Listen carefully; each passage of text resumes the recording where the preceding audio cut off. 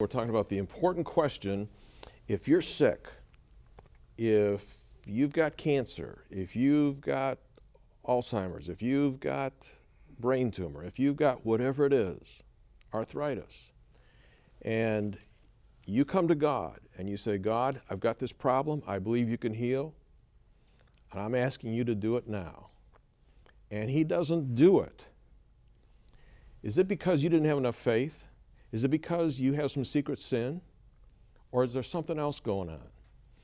And I think that biblically, we have to, Michael, I'm going to come to Johnny's conclusion here after 45 years of sitting in this wheelchair, what she would say to that question. But biblically, for a moment, let's talk about some of the guys that did have faith and did have a problem, and they asked, and it was not taken away. Let's go through the list. Right. Well, first of all, we have a high level of Christ doesn't heal everyone, as Johnny mentioned. And I think you have to look at sin and the sin condition and what Christ's miracles were about. So at a very high plateau, we're all sinful, we're all decaying, we're all dying.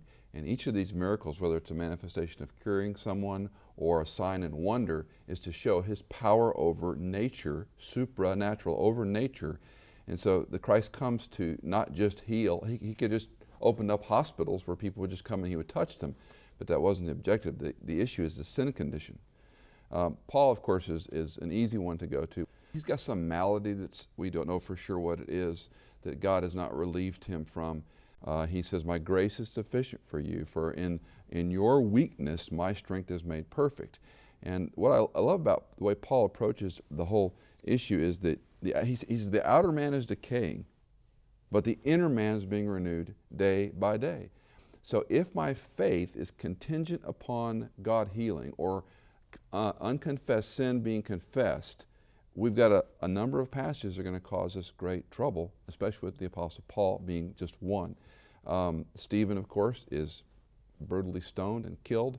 We could go through a number of the saints who take suffered. Timothy. He had a problem with his stomach. And so there are ailments that are uncured.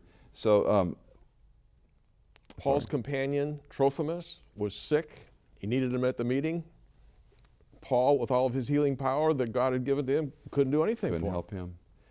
I love the story in John 9 because you have a congenitally blind man who is strictly an object lesson. He doesn't ask for healing. He doesn't exhibit any faith. And the question the disciples say, who sinned, this man or his parents, that he should be born blind? Because the rabbis thought you could sin in utero. And so Jesus says neither, but that the works of God might be displayed in him. So he marches on down. Jesus spits, makes mud, puts it on his eyes, sends him to the pool of Siloam. Great story about how that occurs. But later when Christ encounters him, he says, do you believe in the Son of Man? And he says, who is he, sir, that I might believe in him? So this is a case where the man doesn't know who the Christ is. There's no actionable faith there. All he does is wash his eyes. Is that an action of faith? He just washed the mud off his face.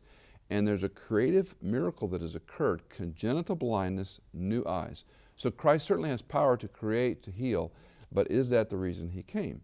And I think it's one of the illustrations of the Christ coming to solve the overarching sin problem, the overarching disease problem, that the outer man is decaying, but we're being renewed day by day. So I know godly people disagree on this, but I don't think it's a contingent on faith, nor is it contingent on unconfessed sin, because we have a man here who knows nothing about either one of these, and Christ healed him.